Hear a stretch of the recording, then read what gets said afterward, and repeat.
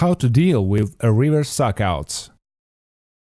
Did that fish just hit his lucky 3 out against you again? Are you tired of all the river suckouts? How many times will these BS sites like JokerStars keep rewarding them for their bad play? There are just a few of the battle cries that you regularly hear from people who don't quite get how this game works yet. Poker is the game that regularly turns what appear to be rational human beings into complete lunatics. Go to Google right now and type in river suckouts or JokerStars and see for yourself. This really isn't a bad thing overall though. It is in fact direct evidence, Exhibit A, as to why poker will always be so profitable. There is a certain segment of the population that just can't handle this game. Yet they keep playing anyways. The very definition is insanity. This doesn't have to be though. Even if all the river suckouts have you close to entering the loony bin, in this article I'm going to explain why they happen and how to deal with them better. Poker is a cruel-hearted bitch.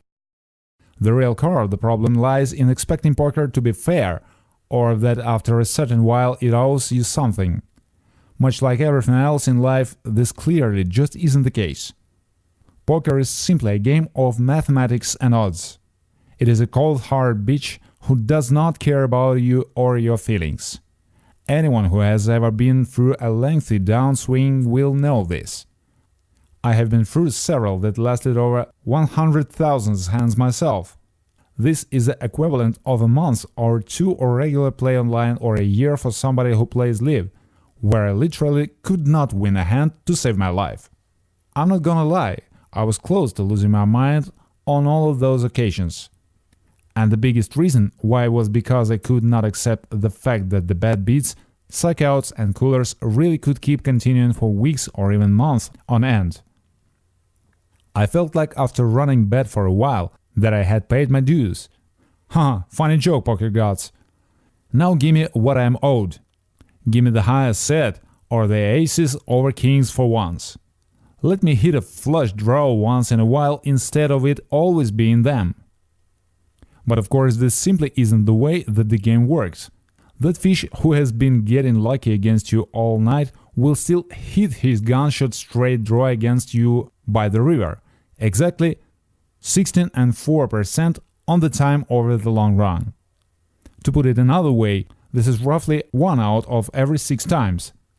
Let's be real, there is nothing really that amazing about an event happening 1 out of 6 times, is there? It's gonna happen, of course, and it can and will happen several times in a row on rare occasion. So why do so many people lose their minds when stuff like this occurs? Our mistake is thinking about our recent history of bad luck against a particular player or even just our recent bad luck in general. And then thinking that somehow that history had one impact on the present hand, which of course it doesn't. Poker does not owe you anything. Poker has no past and no future, only a present. Poker is a cold hard statistics and odds, and that's it. Suckouts are actually a good thing. Really. Obviously, nobody likes to lose a pot when they had the best hand or the best odds to win. But suckouts are an inevitable part of this game, and they are actually a good sign as well. I recently interviewed mental game expert Jared Tendler here on my blog, and I think he put it best. They're unavoidable, suckouts, bad beats, and frankly, they're evidence of quality play. If you're not taking bad beats, it means you're not playing well enough to be a favorite. And I would actually take this one step further by pointing out that frequent suckouts are also evidence that you are playing in good games. As I mention all the time on this blog, if you are not playing in soft games against bad players, there's simply no way that you are going to win big in this game. When you're on receiving end of lots of bad beats and suckouts, then this is the surest sign of all that you are playing against the right kind of opponents. Change the language of the game.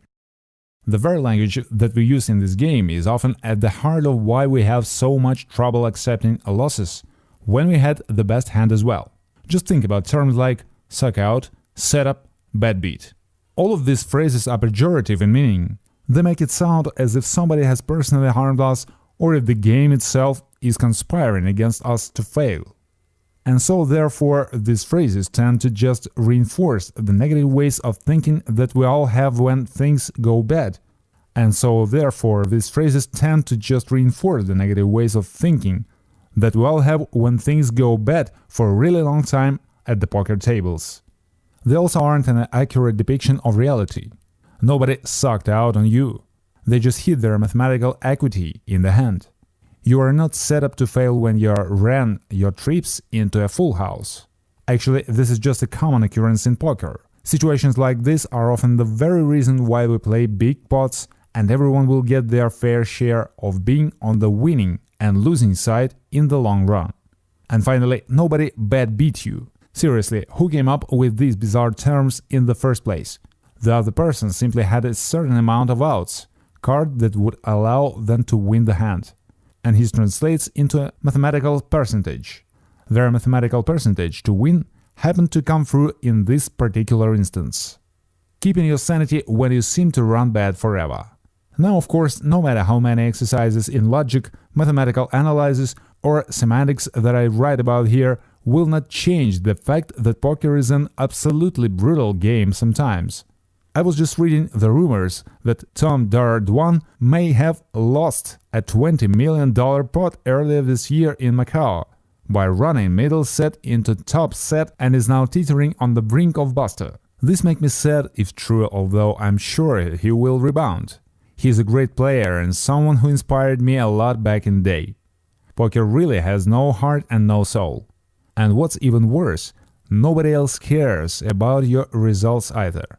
Nobody wants to hear your bad beat stories, and nobody's gonna hold your hand when you hit that soul-crushing downswing.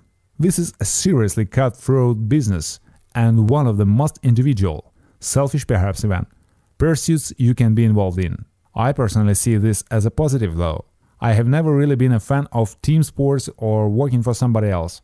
I would much rather get all the glory for my wins and take all of the blame for my losses.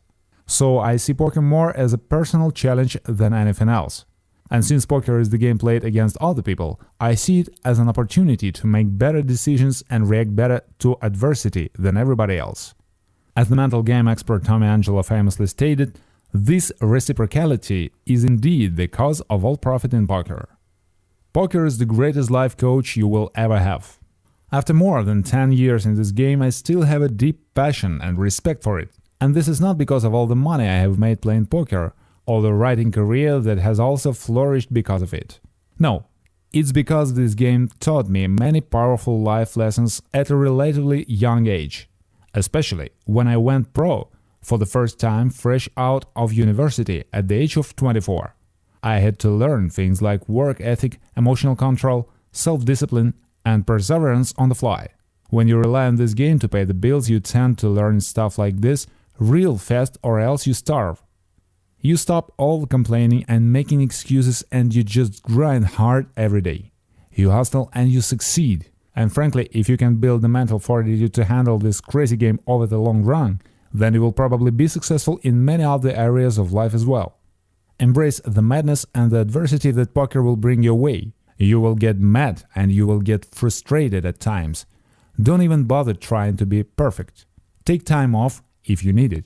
The game will always be there when you return.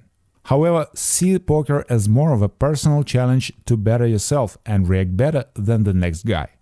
Control the things that you can control and let other people lose their minds while you quietly rake in their chips. Please subscribe to my channel.